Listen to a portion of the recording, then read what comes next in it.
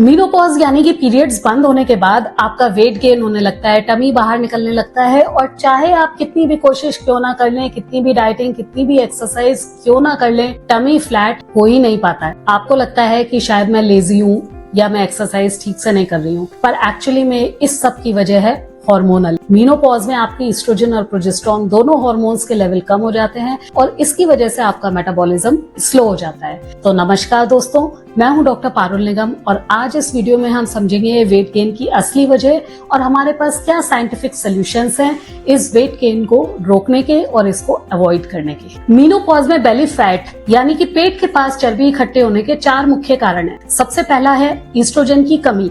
Oestrogen की कमी होने की वजह से फैट का रीडिस्ट्रीब्यूशन होने लगता है।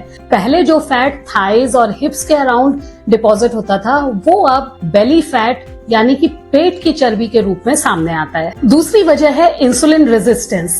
इंसुलिन रेजिस्टेंस की वजह से आपकी शुगर क्रेविंग्स बढ़ती हैं और एक्सेस शुगर डिपॉजिट होता है in the form of fats around the belly. तीसरी वजह है कि एस्ट्रोजन की कमी से आपका मेटाबॉलिक रेट जो है वो 5 to 10% रिड्यूस हो जाता है, यानी कि वही खाना जो आप पहले खा रहे थे उससे अब आपको वेट गेन ज्यादा होगा।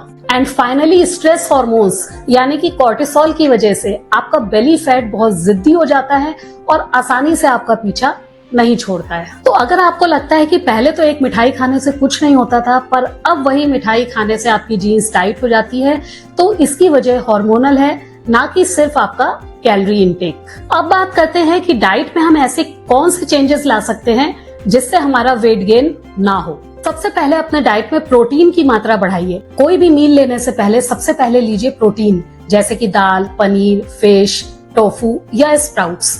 प्रोटीन को पहले लेने से आपको 3 एडवांटेजेस मिलते हैं। सबसे पहला, आपका टमी फुल फील करता है, आप ज्यादा खाना या ज्यादा शुगर लोडेड फूड बाद में नहीं खा पाते हैं। दूसरा, ये आपके मेटाबॉलिज्म को बूस्ट करता है और तीसरा, ये आपके मसल मास को इम्प्रूव करता है और प्रिजर्व करके रखता है। दूसरा, अपने हिडन शुगर्स के इंटेक को कट करिए। ये जितने भी आपके फ्रूट जूसेस हैं, पैकेज्ड स्नैक्स हैं, हेल्दी बार्स हैं, ये सब कहीं ना कहीं आपका शुगर लेवल को इंक्रीज करते हैं, जिसकी वजह से इंसुलिन स्पाइक और इंसुलिन रेजिस्टेंस आपकी बॉडी में बढ़ता है। तीसरा, अपनी डाइट में फाइबर और फाइटोएस्ट्रोजेंस ज्यादा लीजिए, जैसे कि फ्लैक्स सीड्स यानी कि अलसी है, आपका सोया प्रोटीन्स है, ओट्स और ग्रीन लीफी वेजिटेबल्स, ये सब आपके हार्मोन्स को बैलेंस करते हैं। चौथा इंपॉर्टेंट डाइटरी चेंज है आपके मील के टाइमिंग्स। हैवी डिनर करने से आपका बेली फैट इंक्रीज करता है, तो कोशिश करिए कि डिनर आपका जो है वो लाइटेस्ट मील होना चाहिए डे का।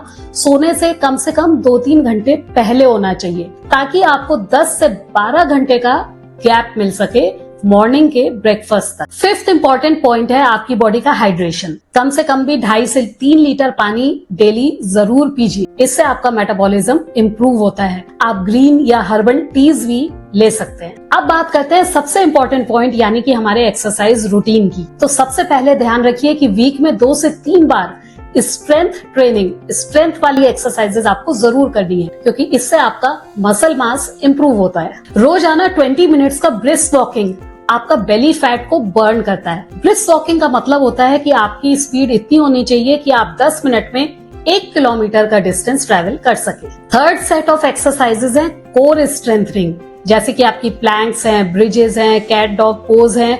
इन सब को करने से आपकी कोर मसल्स स्ट्रांग होती हैं। तो ध्यान रखिए कि सिर्फ ट्रेडमिल पर भागने से या कार्डियो एक्टिविटी करने से कुछ नहीं होता है। आपको एक्सरसाइजेस का एक बैलेंस बनाना है जिसमें कार्डियो और स्ट्रेंथ ट्रेनिंग और स्ट्रेचिंग सब चीजें होनी चाहिए। डाइट और एक्सरसाइज के बाद तीसरी इंपॉर्टेंट चीज है स्ट्रेस और स्लीप कंट्रोल। जब आप कम सोते हैं या स्ट्रेस्ड आउट होते हैं तो आपकी बॉडी में कॉर्टिसोल लेवल बढ़ता है, जिसकी वजह से बेली फैट का डिपोजिशन ज्यादा होता है। तो स्ट्रेस को कंट्रोल करने के लिए आप कर सकते हैं योगा, प्राणायाम और मेडिटेशन रोज 10 से 15 मिनट। साथ ही अपना सोशल सर्कल स्ट्रांग रखिए, अपने फैमिली और फ्रेंड्स के साथ क्वालिटी टाइम स्पेंड करिए, ये मैं अपने हर वीडियो में आपको बताती हूँ। साथ ही 7 से 8 घंटे की प्रॉपर स्लीप लीजिए। प्रॉपर स्लीप लेने से आपकी बॉडी में ग्रोथ हार्मोन बढ़ता है जो कि आपके बेली फैट को रिड्यूस करता है। अब मैं आपके साथ शेयर करूंगी कुछ ऐसे अमेजिंग फैक्ट्स जो आपको अपना बेली फैट रिड्यूस करने के लिए कंटिन्यूअसली मोटिवेट करेंगे। मीनोपॉज के बाद हर साल आपका 1 to 2% मसल मास रिड्यूस हो जाता है, यानी कि सेम खाना खाने से अब आपका फैट डिपोजिशन ज्यादा होता है और आपको एनर्जी कम मिलती है। इसलिए स्ट्रेंथ एक्सरसाइजेज जो है आपकी, they are no more an option, they are a necessity. दूसरा, बेली फैट से सिर्फ आपका जीन्स टाइट नहीं होता है, बल्कि आपका हार्ट डिजीज और डायबिटीज होने के रिस्क को भी डबल कर देता है। तो waistline is your lifeline. Finally research बताता है कि जो महिलाएं मीनोपॉजल फेज में एक्स्ट्रा प्रोटीन डाइट लेती हैं और स्ट्रेंथ ट्रेनिंग एक्सरसाइजेस करती हैं, उनका मेटाबॉलिक रेट काफी बेटर होता है। वो 150 to 200 कैलोरीज एक्स्ट्रा बर्न कर पाती हैं इजिली, बिना ज्यादा मेहनत किए। तो दोस्तों, मीनोपॉज में बेली फैट रियल है बट परमानेंट नहीं है। सही डाइट, सही न्यूट्रिशन, एक्सरसाइज और स्ट्रेस कंट्रोल से आप काफी हद तक अपने वेट गेन को कंट्रोल कर सकते हैं और अपने टमी को फ्लैट कर सकते हैं। तो अब आपके पास एक्सक्यूजेस नहीं, बल्कि सिर्फ एक एक्शन प्लान है। इसको फॉलो करिए।